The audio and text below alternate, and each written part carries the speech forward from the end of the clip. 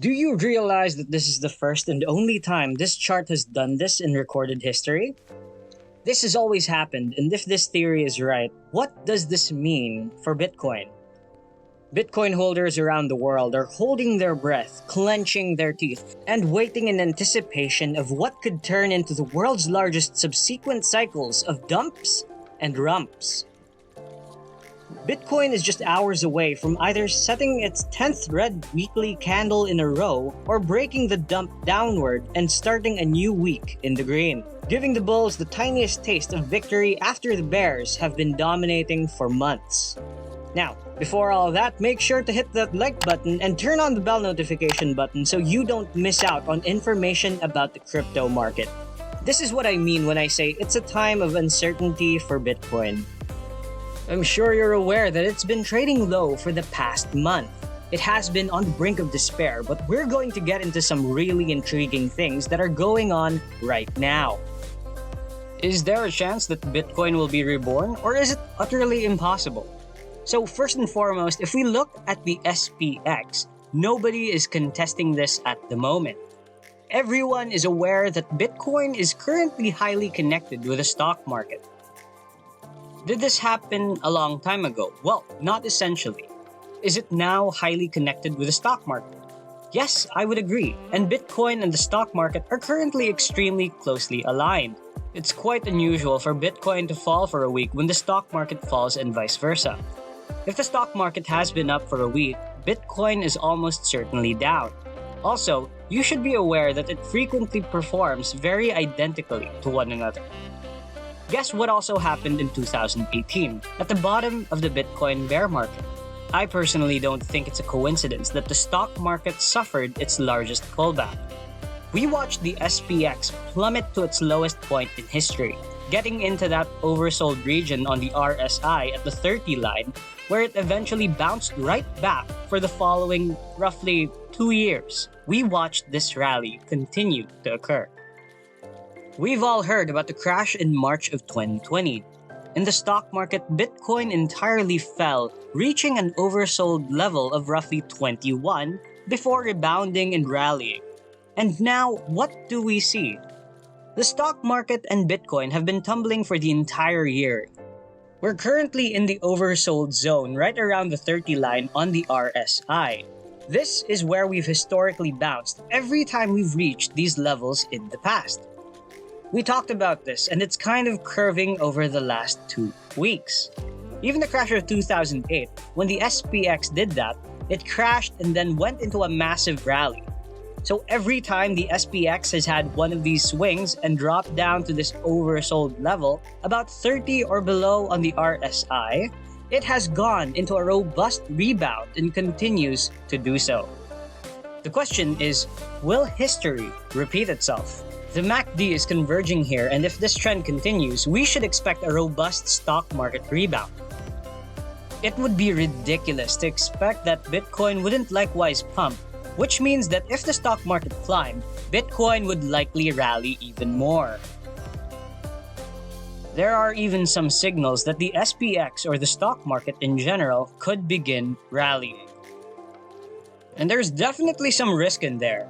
As we discussed on the weekly chart, the MACD is converging over here, crossing the DXY, and momentum has been slowing down with the DXY for the previous 3 weeks.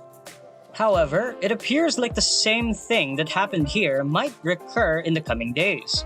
On the daily chart though, things are steadily shifting to the upside in the short term. However, I fully expect this. If we come up here and are turned down at this 21-day checkpoint, we'll be back. It's a gigantic green light for the DXY to be rejected, for the SPX to start rallying, and for the stock market to start rallying, and we are still in the thick of all of this. Things will take at least another week to settle down, but when we look at this weekly chart, it appears that the DXY is heading lower. And before we get into the Bitcoin charts, there is something very fascinating that I want to discuss with you. There's this article that is very significant, considering long-term Bitcoin holders beginning to distribute before the price of Bitcoin dropped. What it says here is that Bitcoin's weekly chart is bleak, and the trend is expected to continue.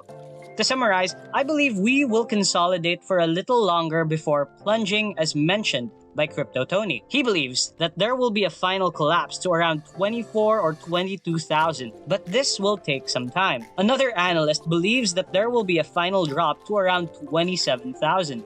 Both of these analysts were expecting a drop here, but on-chain analytics platform CryptoQuant signaled that long-term holders were starting to sell their holdings in a classic bear market move. Long-term holders are entering capitulation and selling at a loss, signaling that the wise money accumulation phase has begun. This implies that the following several months will give a tremendous chance for long-term investing in this market. It's worth noting that a capitulation event like this usually signifies a multi-year bottom, which is exactly what we're talking about here with SOPR. If this is actually the situation where people are finally quitting, then this is huge. This is a once-in-a-lifetime opportunity, and be aware that this might persist for several months. To recap, now is arguably one of the worst times to quit the crypto market. Many people have left, and the area is much quieter than it was a year ago. Obviously, a lot of people have left, but this is potentially the silliest time to leave the crypto market, with Bitcoin obviously on the rocks. Here is a very likely scenario that I believe will happen. This is what is called an expanded flat correction. If you compare these two, I mapped it out a little bit just to show you what they look like. Because it's in an uptrend, any correction would be part of a longer-term rise. This is essentially what we call a bullish scenario.